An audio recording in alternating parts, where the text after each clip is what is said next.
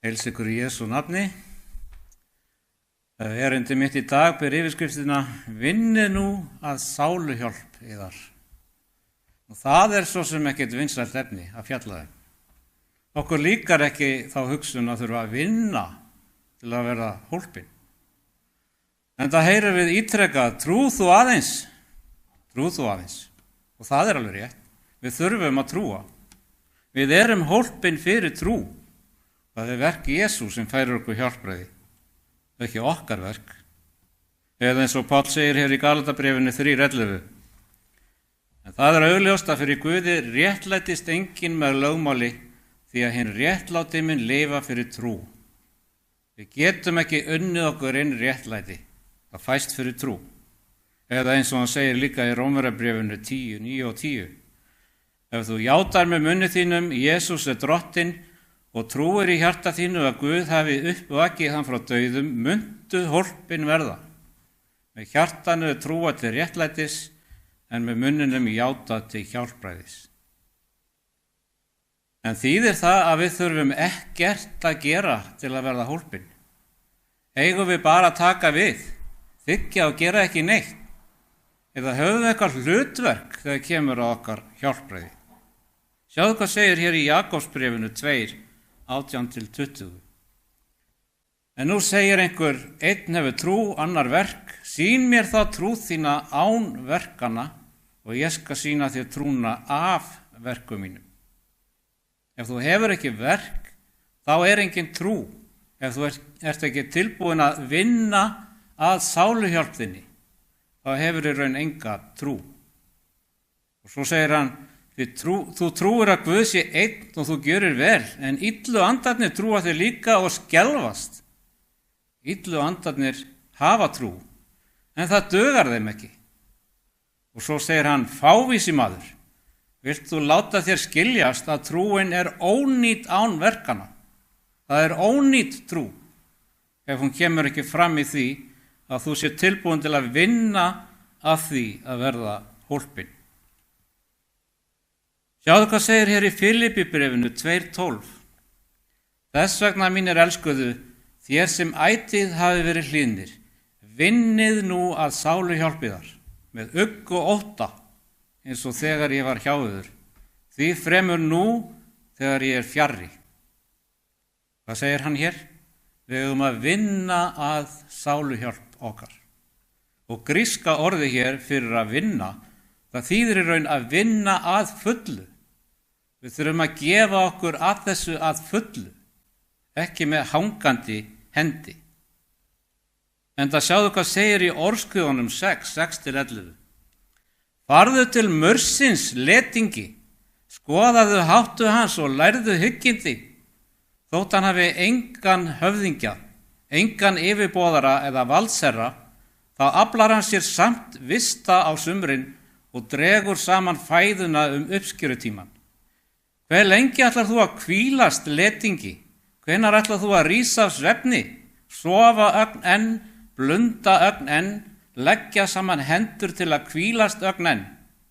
Þá kemur fátæktin yfir þig eins og ræningi, skorturinn eins og vopnaður maður. Ætlaðist Guð til þess að við vinnum? Já, og ef þú nennir því ekki, þá hefur enga uppskjöru. Það engin laun fyrir að liggja í leti. Og hér okkur bent á að maurinn vinnur sína vinnu samviskusamlega, þrátt fyrir að enginn reki hann áfram. Það sem rekur hann áfram að hann gerir sig grein fyrir að ef hann ekki safnar, þá mun hann líða skort. Við erum hvött til að læra hyggindi. Býr maurinn yfir meiri hyggindum en þú? Og þú kannski segir, þungar þessi ræða, hver getur hlustað á hana? Eins og margir lærisveinar Jesú sögðu þegar hann talaði til þeirra. Og síðan segir, upp úr þessu hurfu margir að lærisveinum hans frá og voru ekki framar með honum. Þannig kann þér til vill að finnast þetta þungræða, en staldraðu við því að þú munt finna blessanir í þessum boðskap sem þú kannski kemur ekki auga á í byrjun. Var það ekki þannig með marga af lærisveinum Jesú? Þeir hurfu á braut áður en þeir gátu komið auga á það sem Jesús var að boða þeim. En hvers vegna þurfum við að vinna?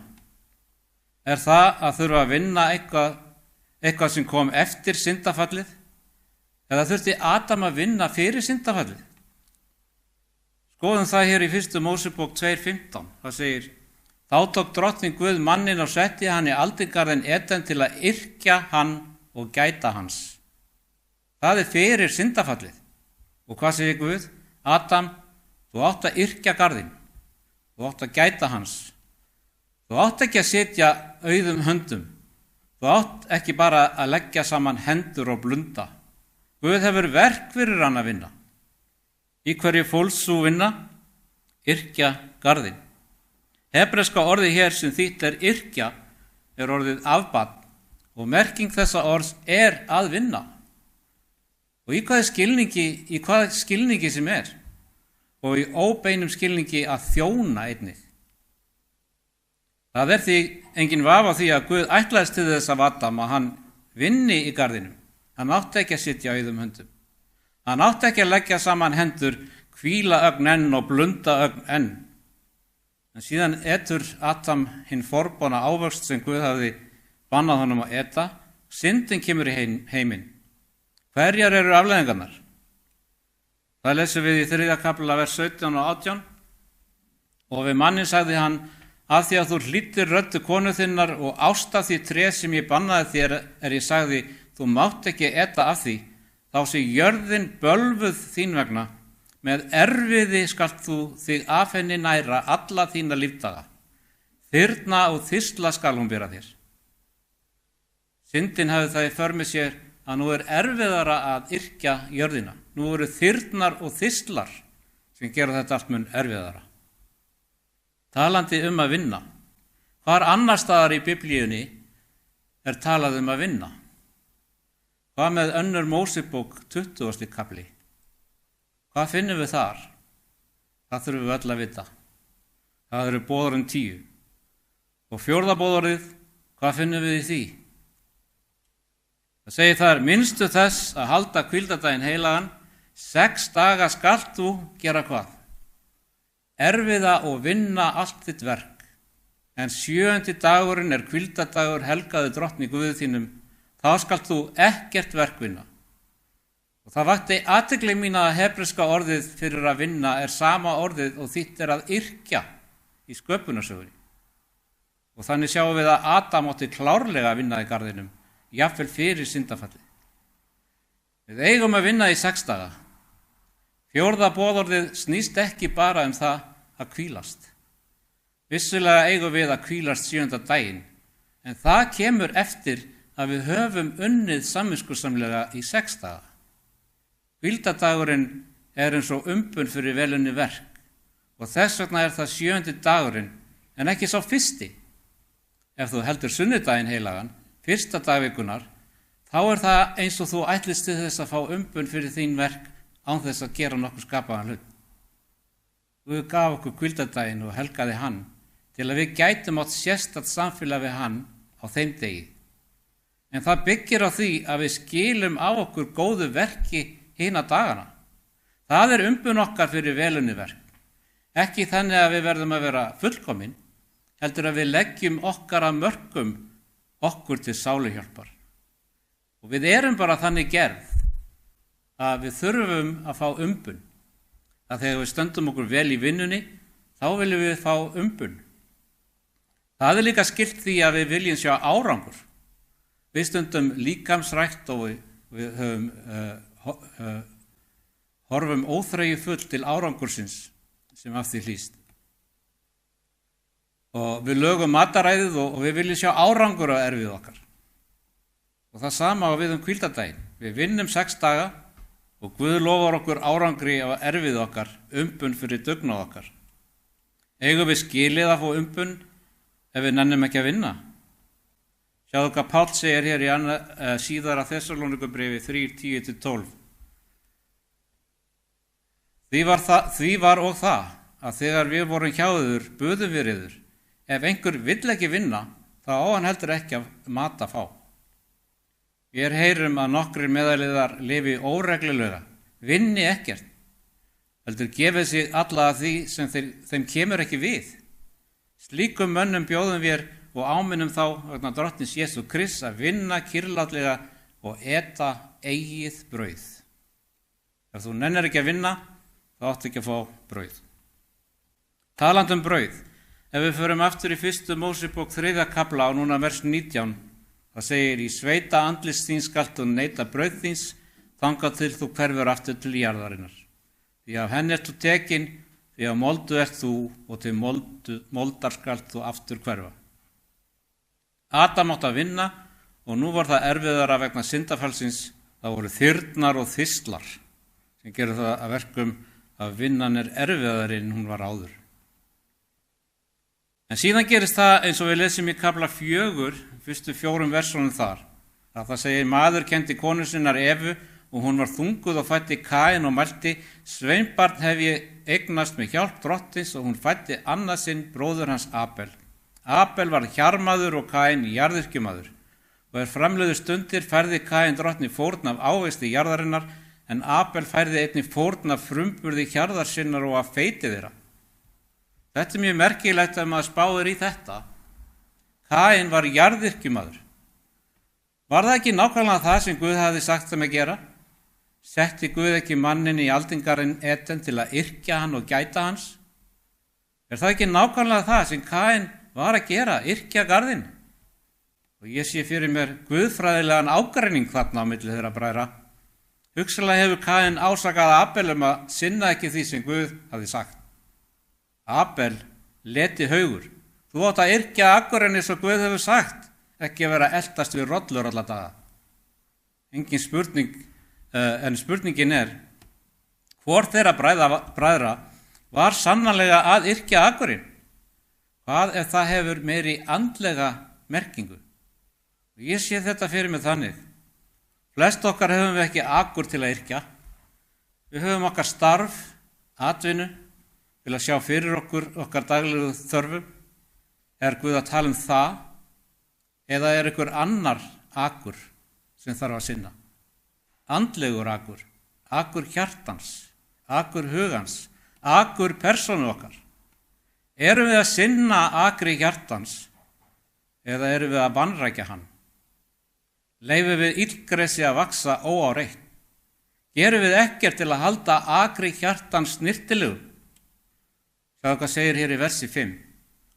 Og drottinn leit með velþóknun til Abels og fórnar hans, en til Kains og fórnar hans leit hann ekki með velþóknun. Og þá reiddist Kain ákaflega og var niðurlútur. Kain, honum fannst þetta ósanngjarnt. Hér var hann samviskusamur við akuryrkjuna.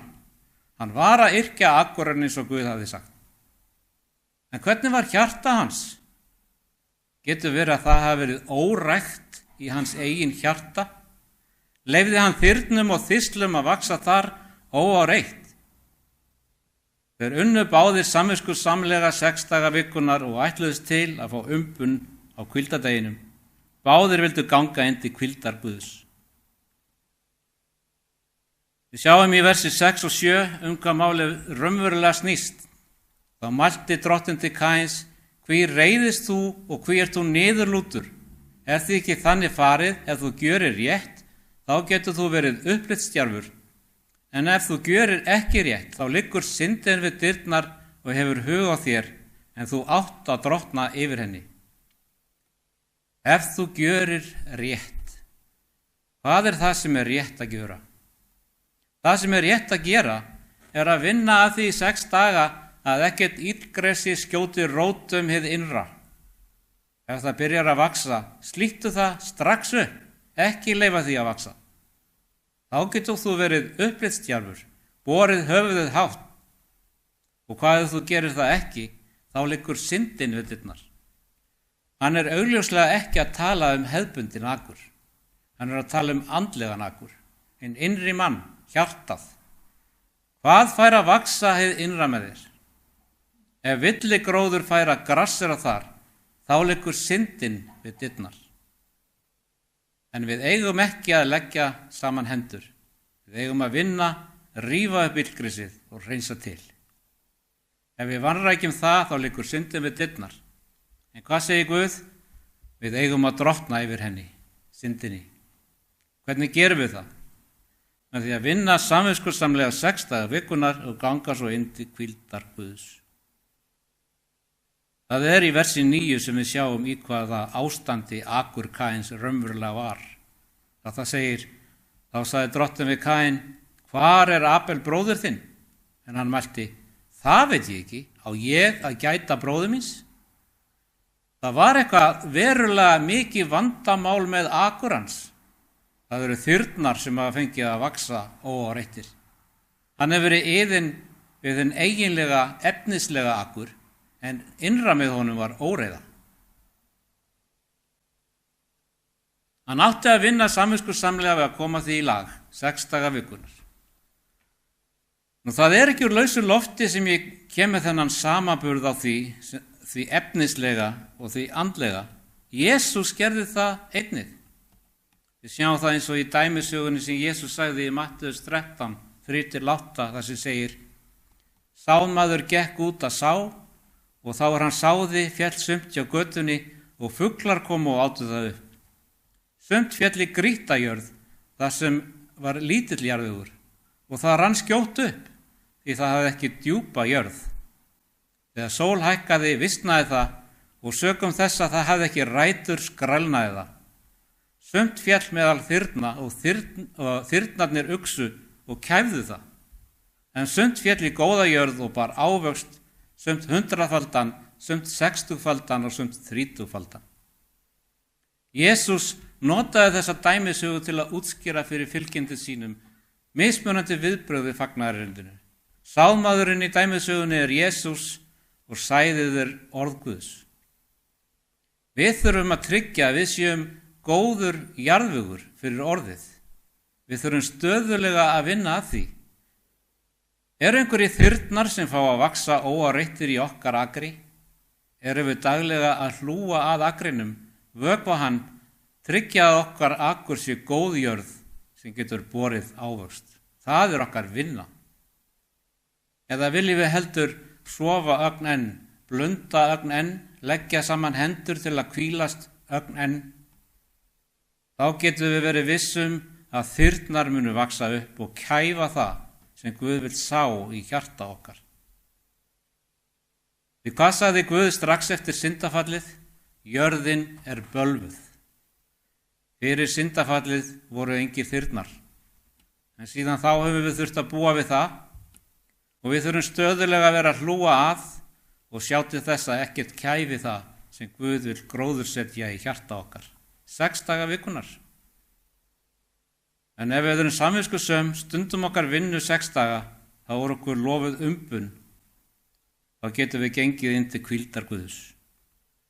Páll segir í 1. Korinthubréfinu 3:8, sá sem gróðursetur og sá sem vökvar eru eitt, en sérhver mun fá laun eftir sínu erfiði.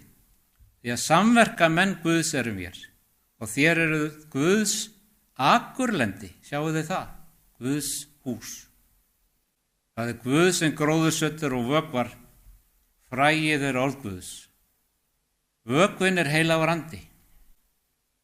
Við munum fá, hvað munum við fá? Laun. Laun fyrir erfiði. Fyrir að vera samviskusöm 6 daga og vera fús að starfa með Guði sem samverka menn. Og við þurfum að huga að okkar akurlendi svo fræið fá að dafna. Jesaja segir okkur í kapla 56, fyrstu 2 versunum, svo segir drottinn, varveitið réttin og gjörið það sem rétt er, því að hjálpræði mitt er í nánd og réttlæti mitt birtist bráðlega. Sæll er sá maður sem gjörir þetta og það mannsbarn sem heldur fast við það, sá sem gætir þess að vanhelga ekki hvíldardaginn og varveitir hönd sína frá því að gjöra nokkuð illt. Hvernig vanhelgum við hvíldardaginn?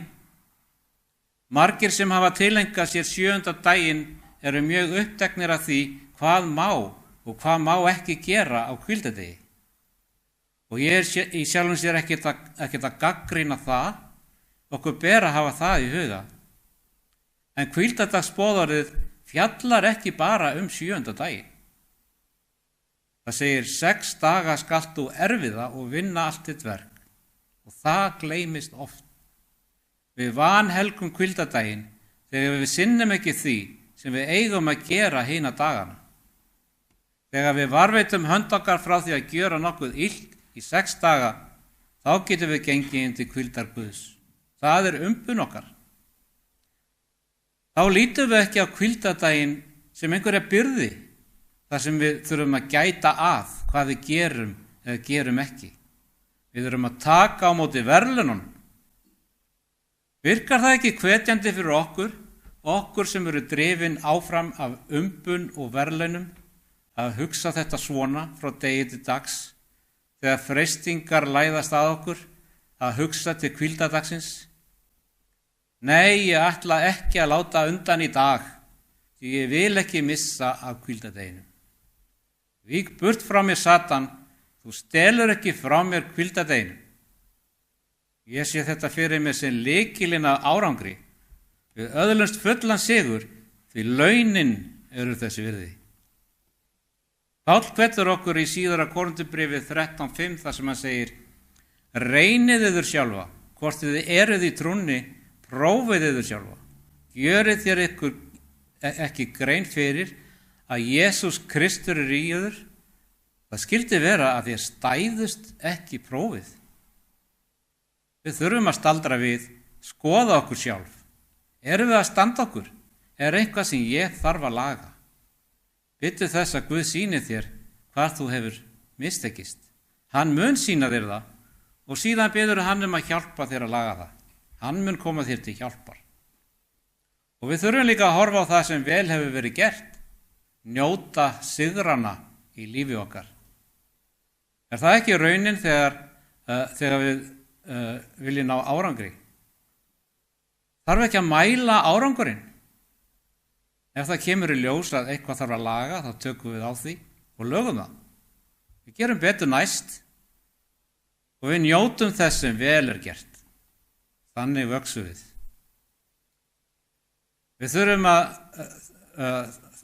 Það þurfum við að gera á hverjum degi. Hvernig var dagurinn? Klikkaði ég á einhver í dag? Færum það að náða stólinum og einsýtum okkur að gera betur næst og þökkum fyrir sigrana í lífi okkur. Djöfullinn gerir allt til að koma í veg fyrir að við náum árangri. Pétur sagði okkur það í fyrra bréfi sínu 5. kafla versi 8. Verið algáðir, vakið, óvinur yðar djöfullinn gengur sem öskrandi ljón, leitandi að þeim sem hann geti gleypt. Hann vill ekki sjá okkur ná árangri. Hann hefur engar áhyggjur af því þegar hann sér okkur halda hvíldardaginn samviskusamlega, en hugum ekki að því sem við eigum að gera hina 6 dagana. Hann veit að sama hversu samviskusamlega við höldum hvíldardaginn, að ef við vinnum ekki að sáluhjálpa okkar hina dagana, þá gagnast það okkur ekkert og við munum ekki ná árangri. Það er þegar við erum samviskusöm alla vikuna, þegar hann sér okkur ná árangri. Og það er þá sem hann kemur á eftir okkur sem öskrandi ljón. Hann hefur engar áhyggjur af okkur á meðan við erum sofandi og sinnum ekki okkar málum. Leið og við vöknum og förum að taka til í okkar garði, þá byrja ofsóknirnar fyrir alvöru. En við þurfum ekki að óttast það. Þú getur verið fullviss árangur þrátt fyrir að djöfullinn gengur sem öskrandi ljón. Og þú spyr kannski hvernig þá? Vegna þess að englar Guðs eru til þjónustu reiðubúnir til að hjálpa okkur ef við erum viljug og þiggjum þeirra hjálp. Og hvernig veit ég það? Páll segir okkur það í Hebreabréfinu 1:14. Hann spyr, talandi englar Guðs: eru þeir ekki allir þjónustubundnir andar, útsendir í þeirra þarfir sem hjálpræðið eiga að erfa? Og svarið er augljóst. Þeir eru ekki aðeins útsendir, þeir þrá að fá aðstoð okkur. Eða eins og við lesum í Sálmi 91, 10-12. Engin ógæfa hendir þig og engin plága nálgast tjald þitt Því að þín vegna býður hann út englum sínum til þess að gæta þín á öllum vegum þínum. Þeir munu bera þig á höndum sér til þess að þú steytir ekki fót þinn við steini. En þeir fá ekki gera neitt nema við biðjum það. Hversu öflugir eru þessir englar?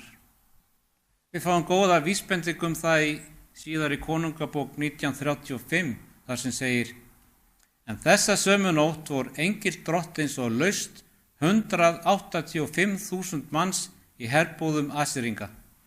Og menn risu morgunin eftir, sjá, þá voru þeir allir liðin lík. Hugsið ykkur það, 185.000 manns, einn engill. Þurfum við að efast að einn slíkur engill geti hjálpað okkur til að ná árangri? Nei, við þurfum ekki að efast það. Við þurfum bara að vilja það og biðja hjálp. Og það mun ekki standa á þeim. Og ekki bara það, Guð innsiglar okkur. Páll segir okkur það í síðara Korinthubréfi 1:22. Hann hefur sett innsiglið sitt á oss og gefið oss anda sinn sem pant í hjörtum vorum. Hvíldardagurinn innsiglar okkur því hann hjálpar okkur að halda öll hinboðorðin. Alla daga vikunar. En vissilega það líka heilagur andi sem innsiglar okkur, því án hans getum við alls ekkert unnið. Við erum máttvana án hans. En hvíldardagurinn innsiglar okkur því að við erum bara þannig gerð að við þurfum að sjá fyrir okkur umbun. Hvíldardagurinn gefur okkur það. En það annað sem við þurfum að átta okkur á. Hvíldardagurinn, 7. dagurinn, hann bendir einnig fram til einhvers miklu meira. Hann í raun eftirmynd eða tákn fyrir eitthvað miklu meira. Stærri umbun sem okkur mun hlotnast í framtíðinni. Pétur gefur okkur vísbendingu hvað það í síðara bréfi sínu kafla 3 og versi 8 þar sem hann segir: En þetta eitt má yður ekki gleymast, þér elskuðu. Að einn dagur hjá drottni sem 1000 ár og 1000 ár sem einn dagur. Ekki gleyma því, þér elskuðu, að einn dagur sem 1000 ár. Guð úthlutaði okkur 6 dögum, einn dagur sem 1000 ár. Þannig hefur mannkynið 6000 ár til að strita við akurinn innan þyrna og þisla. 6000 ár eru senn á enda. Við tekur hvíldadagur, 1000 ár með Guði. Jóhannes segir okkur frá því í Opinberunarbókinni 26: Sæll og heilagur sá sem á hlut í fyrri upprisunni, yfir þeim hefur hinn annar dauði ekki vald, heldur munu þeir vera prestar Guðs og Krists og þeir munu ríkja með honum 1000 ár. Hvílík umbun, hvílík laun fyrir erfið okkar.